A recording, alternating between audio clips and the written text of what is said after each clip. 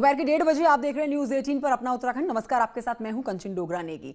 23 सितंबर से शुरू होने जा रहा है उत्तराखंड विधानसभा का मॉनसून सत्र, जिससे पहले आज सभी विधायकों को, मंत्रियों को कोरोना टेस्ट कराना जरूरी है। आज और कल का समय जब कोरोना टेस्ट करवाना होगा उनको। विधायकों का कोविड टेस्ट विधायक हॉस्टल में और मंत्रियों का मंत्री आवास पर हो रहा है। सदन में नेगेटिव रिपोर्ट आने के साथ वाले ही विधायकों को एंट्री दिए जाने की व्यवस्था की गई है। तो जिन विधायकों का कोरोना रिपोर्ट नेगेटिव आता है वही इस एक दिन के विधानसभा सत्र में हिस्सा ले सकते हैं।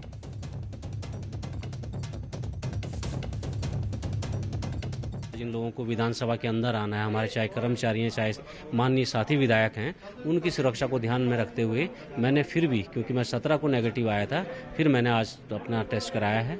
देखिए, माननीय विधानसभा अध्यक्ष जी ने सभी विधायकों को निर्देशित किया है कि सभी माननीय विधायकगण अपना टेस्ट करवा लें और इसी के निमित्त आज 2 दिन का शिविर का शुभारंभ यहाँ से किया गया है एमएलए हॉस्टल से। इस समय ये महामारी बहुत फैली हुई है, तो निश्चित तौर पर अब हाउस के अंदर जाएंगे तो मैं समझता हूँ ये बहुत अच्छा है कि हम लोग टेस्ट करके जाएं, ताकि अन्य लोग किसी से संक्रमित न हो। अगर हम लोगों में से कोई है तो अन्य लोग कोई संक्रमित न हो। 23 सितंबर से शुरू होने जा रहे हैं विधानसभा के मानसून सत्र से पहले तमाम विधायकों और उनके स्टाफ का यहाँ पर कोरोना टेस्ट किया जा रहा है। यहाँ आप देख सकते हैं कि डॉक्टर्स की टीम यहाँ पर RT-PCR टेस्ट कर रही है। अभी तक करीब 4 से 5 विधायकों का RT-PCR टेस्ट हो गया है। हालांकि अभी पूरी तरह से विधायक यहाँ हॉस्टल में पहुँचे नहीं हैं, लेकिन आज और कल का दिन यानी 21 और 22 सितंबर का दिन रखा गया है जब सभी विधायकों के कोविड के टेस्ट होंगे। और ये भी कहा गया है कि जो विधायक जिनके कोविड के टेस्ट नहीं होंगे वो एंट्री नहीं कर पाएंगे सदन में। जब विधायकों की नेगेटिव रिपोर्ट आ जाएगी वही विधायक सदन में एंटर कर पाएंगे। इससे पहले आपने देखा कि खुद नेता प्रतिपक्ष इंदिरा हृदय और विधानसभा अध्यक्ष प्रेमचंद अग्रवाल कोरोना पॉजिटिव आ चुके हैं। एहतियातन तमाम विधायकों और मंत्रियों का कोरोना टेस्ट किया जा रहा है, ताकि जब सदन चले तो संक्रमण जैसी कोई स्थिति वहां पर पैदा न हो। कैमरा पर्सन भरत शर्मा के साथ सुनील नौप्रभात, न्यूज 18 देहरादून।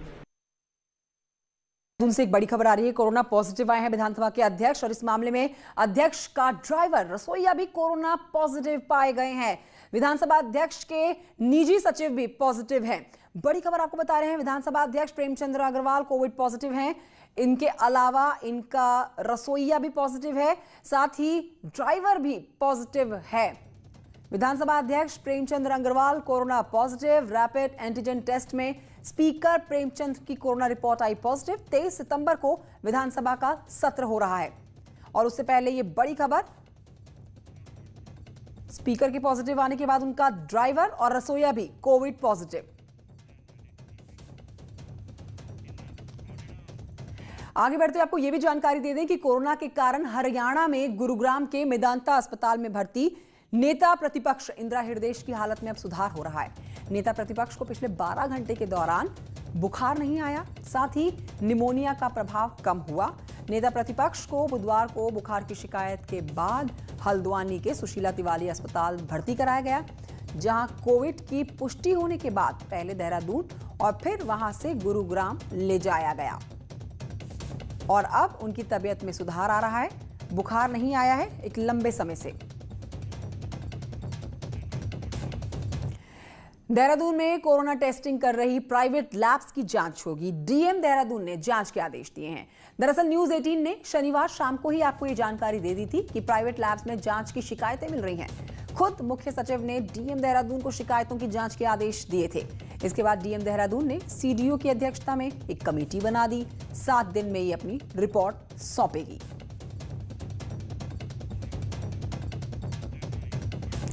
अब जल्दी से आपको प्रदेश की कोरोना अपडेट दे देते हैं। कोविड पॉजिटिव संख्या लगातार बढ़ रही है, और कल अगर नजर डालें तो कल यानी कि सिर्फ और सिर्फ रविवार के दिन 878 नए मामले सामने आए। 40,000 के पार आंकड़ा पहुंच चुका है। 40,963 ये बिल्कुल ताजा आंकड़ा, जिसमें एक्टिव केसेस 12,000 के पार है। मरने वालों की संख्या 500 पहुंच रही है। 491 है फिलहाल।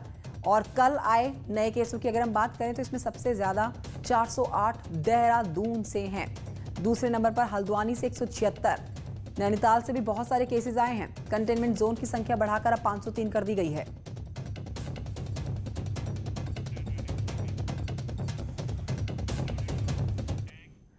बुलेटिन में आपको बताते हैं बद्रीनाथ धाम पहुंची है राज्यपाल बेबी रानी मौर्य। बद्रीनाथ धाम राज्यपाल ने दर्शन किए भगवान बद्री विशाल के, पूजा अर्चना करे उन्होंने भगवान बद्री विशाल के दर्शन के साथ ही उनके साथ उनके पति प्रदीप मौर्य भी मौजूद रहे।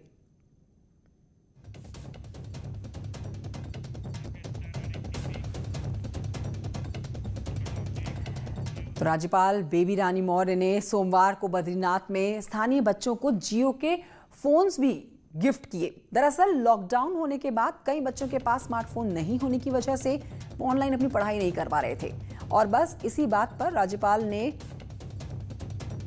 इन बच्चों को फोन्स दिए। जियो के फोन बच्चों को भेंट किए गए उनकी तरफ से ताकि वो ऑनलाइन क्लासेस में हिस्सा ले सकें। तो ये बेहद ही बेहतरीन कदम राज्यपाल ने इन बच्चों को फोन दिए जो ऑनलाइन पढ़ाई में हिस्सा नहीं ले पा रहे थे। तो बद्रीनाथ के दर्शन करने जब भगवान बद्रीनाथ बद्री विशाल की पूजा अर्चना की, उसके बाद इस कार्य को भी संपन्न किया गया राज्यपाल के द्वारा। उन्होंने उन तमाम बच्चों को स्मार्टफोन्स दिए जियो के, जो अब ऑनलाइन स्टडीज में हिस्सा ले सकते हैं।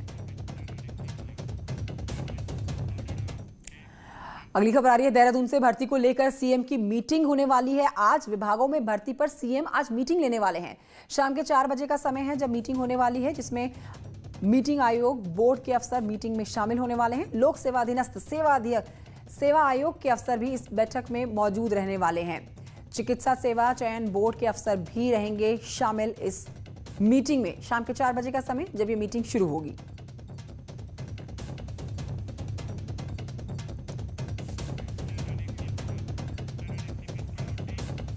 आगे बढ़ेंगे और आपको बताएंगे भाजपा प्रदेश अध्यक्ष बंशीधर भगत सोमवार को रामनगर पहुंचे।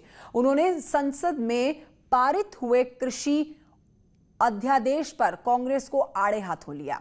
उन्होंने कहा कि 50 सालों से हो रहे काश्तकारों के शोषण पर अब रोक लग सकेगी और किसानों को अब भी सरकार द्वारा न्यूनतम समर्थन मूल्य दिया जाएगा। साथ ही बंशीधर भगत ने कहा कि कांग्रेस सिर्फ विरोध की राजनीति कर रही है। किसानों के हित के लिए किया है ताकि बिचौलियों का जो कैंची है वो काश्तकारों की जेब पे न कटे न चले और बिचौलियों को किनारे करके उनको भरपूर फायदा मिले। तो जो विरोधी हैं उन्होंने एक ज़बरदस्ती का एक पंगा ले रखा है कि साहब इससे मंडियां समाप्त हो जाएंगी, इससे जो मिनिमम सपोर्टिंग प्राइस है वो समाप्त हो जाएगा। खबर हरिद्वार से, जहां पर लक्सर में 2 नाबालिग लड़कों का देसी तमंचे से फायरिंग करता हुआ एक वीडियो वायरल हो रखा है। वीडियो खरंजा कुतुबपुर का बताया जा रहा है, जिसमें फायरिंग करते हुए 3 लड़के देखे जाएंगे। इस वीडियो में एक देसी तमंचा दिखाई देगा आपको, जिससे वो फायरिंग करते हुए नजर आएंगे। इस मामले में लक्सर पुलिस ने कार्रवाई करते हुए एक लड़के को तो जेल भेज डाला। तो ये देखिए तस्वीरें हरिद्वार से। 3 लड़के इस वीडियो में, वायरल वीडियो आप देख रहे हैं, जिसमें 3 लड़के हवाई फायरिंग कर रहे हैं। लेकिन हवाई फायरिंग करना इनको महंगा पड़ गया, क्योंकि इन तीनों में से अभी तक एक तो पुलिस के हत्थे चढ़ चुका है। पुलिस ने गिरफ्तार कर लिया एक लड़के को। वायरल वीडियो, फायरिंग का ये वायरल वीडियो।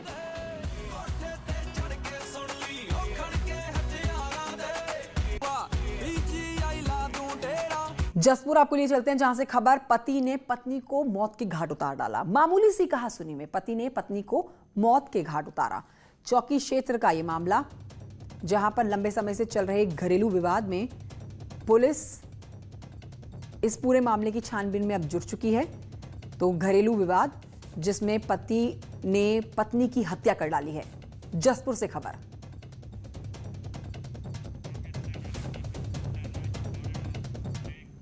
बढ़ते हैं आगे। विकासनगर के दिल्ली यमुनोत्री नेशनल हाईवे पर जुड्डो के समीप सेब से लदा हुआ एक पिकअप वाहन अपना बैलेंस खोकर यमुना में जा गिरता है और इस दुर्घटना में पहले ही पिकअप सवार चालक समेत 2 लोग किस तरह से वाहन से छिटकर वाहन गिर गए, जिन्हें स्थानीय लोगों के साथ साथ पुलिस ने 108 एम्बुलेंस के माध्यम से उप चिकित्सालय विकासनगर में भर्ती कराया, जहां पर दोनों का उपचार चल रहा है। फिलहाल नदी से वाहन को निकालने के प्रयास किए जा रहे हैं।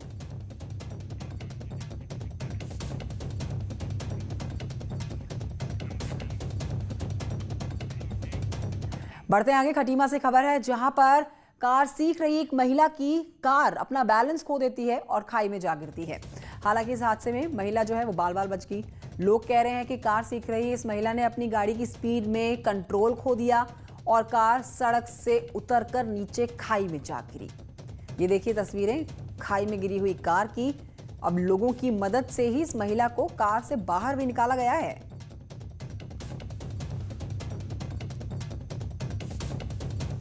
लोग वॉकिंग के लिए निकलते हैं, कुछ लोग गाड़ी सीखने के लिए भी निकलते हैं।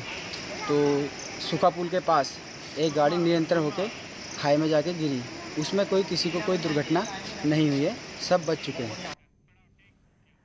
ब्रेक के बाद स्वागत है आपका। हल्द्वानी से खबर। हल्द्वानी के करीब एक बार फिर से गुलदार का आतंक देखने को मिल रहा है। यहां पर भीमताल ब्लॉक के बैल गांव में एक महिला पर गुलदार ने हमला बोल दिया। महिला जंगल से सटे हुए अपने खेत में घास काट रही थी, तभी घास काटते हुए घात लगाए हुए गुलदार ने महिला पर हमला बोल डाला। गंभीर रूप से घायल महिला को इलाज के लिए अस्पताल में भर्ती कराया गया। परिजनों की मांग है कि उन्हें मुआवजा मिले। मुआवजे के साथ ही गुलदार का आतंक खत्म हो, उसको मारने का भी आदेश दिया जाए। यह भी आपको बता दें कि 2 महीने पहले भी इस इलाके में गुलदार 2 महिलाओं को अपना निवाला बना चुका है। जी मेरी मिसेज घास काटने गई थी और घास काटते काटते कैदियों ने हमला कर दिया। तो सर अब क्या मांग क्या है? ये खर्चा देंगे, गरीब आदमी हूँ मैं, कहाँ से लाऊंगा। बढ़ते आगे कोटद्वार से श्रीनगर की तरफ रुख करते हैं, जहां पर कोटद्वार से श्रीनगर तक प्रस्तावित ऑल वेदर रोड की योजना फॉरेस्ट से परमिशन के पेंच ने अब ये फंसती हुई देखी जा रही है। नेशनल हाईवे 534 में प्रस्तावित ऑल वेदर रोड की योजना में फॉरेस्ट की परमिशन का अड़ंगा लग चुका है, जिसके चलते दुगड्डा से कोटद्वार के बीच में चौड़ीकरण का काम नहीं किया जाएगा। दुगड्डा से कोटद्वार के बीच में इसका जो हिस्सा है वो रिजर्व फॉरेस्ट है।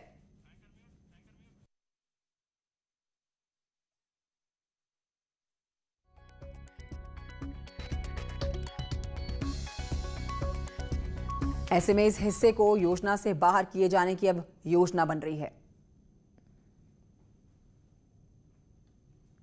सरकार द्वारा 3 पैकेज हमें सैंक्शन हुए हैं, जिसमें एक कोटद्वार से लेके दुगड्डा तक, दुगड्डा से लेके क्या बोलते हैं सतपुली, और सतपुली से लेके मौसाल तक हमारे को एक सैंक्शन मिला।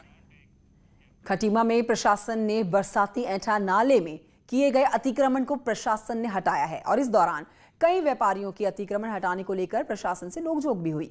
अतिक्रमण हटाने आए प्रशासन का कहना है कि हाईकोर्ट के आदेश के बाद शहर में चिन्हित अतिक्रमण तोड़ा जा रहा है।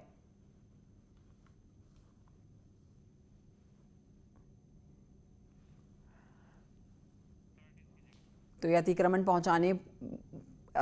को हटाने के लिए जेसीबी का हुआ है इस्तेमाल और ऐसी तमाम चिन्हित जगहों को, चिन्हित प्रॉपर्टीज को तोड़ा जाएगा, जहां पर व्यापारियों के अतिक्रमण हटाने को लेकर प्रशासन की जो नोकझोंक तस्वीरें सामने आती हैं, वो अतिक्रमण हटाने आए प्रशासन कहते हैं कि हाईकोर्ट के आदेश के बाद से शहर में चिन्हित अतिक्रमण को तोड़ा जाने का काम लगातार जारी है। आज ऐंठा नाले पे जो अतिक्रमण हो रखा था उसको जो है हटाने की कार्रवाई आज प्रारंभ कर दी गई है। बीच में लॉकडाउन था, जिसकी वजह से जो है ये कार्रवाई रोक दी गई थी और आज जो है पुनः जो है कार्रवाई प्रारंभ कर दी गई है। जेल में खाद्य सामग्री और मेडिसिन के खरीदारी को लेकर गड़बड़ियां रोकने के लिए अब ई टेंडर प्रक्रिया शुरू कर दी गई है। वहीं जो भी आवेदक अब आवेदन करना चाहते हैं वो नियमों के अनुसार ही ऐसा कर सकते हैं। जॉइंट मजिस्ट्रेट नमामि बंसल का कहना है कि इस टेंडरिंग की प्रक्रिया से जेल के कार्यों में पारदर्शिता आएगी। की गई है जिस प्रकार से जेल का अपना जो रेगुलर एक्सपेंस रहता है खाद्य सामग्री का, मेडिसिन वगैरह का, तो उस सब का जो पूरा अमाउंट आता है, मासिक खर्चा आता है, वो प्रोक्योरमेंट नियमावली, अधिप्राप्ति नियमावली के अनुसार ई टेंडरिंग की प्रक्रिया के अंतर्गत था। तो इस संबंध में जो आवश्यक कार्रवाई होनी थी और जो सारे प्रोसीजरल फॉर्मेलिटीज हमें पूरी करनी थी, वो सब पूरी करके हमने ई टेंडरिंग की प्रक्रिया को। बढ़ते हैं आगे। अब एक तो कोरोना की मार, जहां पर कोरोना से रोजगार खत्म हो चुका है, बिजली के बिल इतने कि पूरे इलाके के लोगों में 440 वोल्ट का करंट दौड़ने लगा है। पूरी रिपोर्ट समझिए।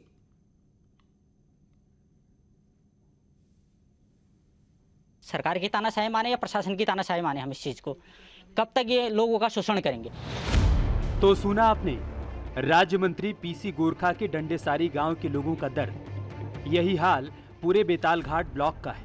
लाइट आए दिन गायब रहती है, फिर भी बिजली विभाग द्वारा यहां के ग्रामीणों को 10 से 12 हजार के बिल थमा दिए गए। हजारों के बिल को देखकर लोगों ने जमकर नारेबाजी की और बिजली विभाग पर अपनी भड़ास निकाली। लोगों ने बिलों को कम करने की मांग की है और न्याय के लिए कोर्ट की चौखट पर जाने की बात भी कह रहे हैं।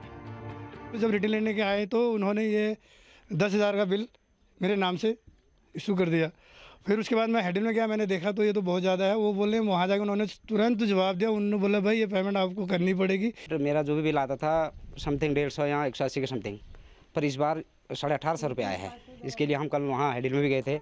हमने पूछताछ की, उनका एक ही जवाब, भैया ये बिल तो आपको पे करना पड़ेगा। ऐसा नहीं है कि इन लोगों ने कई महीनों से बिल नहीं दिया है। हर महीने बिल जमा करने के बाद हजारों का बिल देखकर ग्रामीणों में गुस्सा है, तो वहीं विभाग बिलों को जमा करने का दबाव डाल रहा है और इसके पीछे अपना अलग ही तर्क दे रहा है। दो चीज़ें एक साथ हुई, एक तो काफ़ी समय का बिल आया, दूसरा रीडिंग प्रॉपर होने लगी है। इस कारण बिल लोगों को ऐसा महसूस हो रहा है ज़्यादा आए हैं, परंतु फिर भी हम अपने अब कैंप लगा करके अलग जगह पे जहाँ विभिन्न गाँवों में जो भी संभव है उतना रिलीफ उनको दे रहे हैं। बहरहाल जनता कोरोना काल में रोजी रोटी की जुगत में लगी है, लेकिन इन बिलों ने घर चलाने के संकट को और भी बढ़ा दिया है। आम से लेकर खास तक सभी लोग इन बिलों से परेशान हैं। ये गांव आम नहीं खास इस वजह से है कि ये राज्य मंत्री का गांव है, लेकिन इस तरह के जो बिल हैं लोगों के, वो यहाँ पर 8 से 10, 10 से 20 हजार तक के थमा दिए गए हैं। यहाँ तक कि जो कुटीर उद्योग है उनके भी जो भारी भरकम बिल इन लोगों को थमा दिए गए हैं। अब इन लोगों की गुहार है कि जो सरकार है वो इनकी बात सुने, ताकि जो लॉकडाउन में इनकी कमाई खत्म हुई है, उनके जो ये इस तरह के जो बिल आए हैं उनमें भी कमी की जा सके। वीरेंद्र बिष्ट, न्यूज़ 18, बेताल घाट, नैनीताल। पहाड़ में युवा तेजी से जैविक उत्पादों की तरफ रुख कर रहे हैं। अल्मोड़ा के ताकुला में एक परिवार गुलाब जल और जैविक मसालों का उत्पादन कर रहा है, जिसकी मांग बाजार में खूब है। इसकी वजह से किसान लाखों की कमाई करने के साथ ही गांव में लोगों को रोजगार दे भी पा रहे हैं। गड्ढे बना के उसको केचुए की खाद से उसको खेत बना के और अपने जो पुराने बीज हैं उनका संरक्षण करके, जो पुराने लोगों से जानकार लोग हैं उनसे बीज का कलेक्शन किया है और उन बीजों को अपने खेतों में बोया है और उसी को मार्केट तक पहुंचा रहा हूं। मार्केट में सस्ते रूप में ही दे रहे हैं, जो कंपनी के और कंपनी के हैं उससे भी थोड़ा सा सस्ते में दे रहे हैं। इसी के साथ बुलेटिन में इतना ही। छोटे से ब्रेक के लिए रुक रहे हैं, ब्रेक के उस पार फटाफट खबरों के साथ लौटेंगे।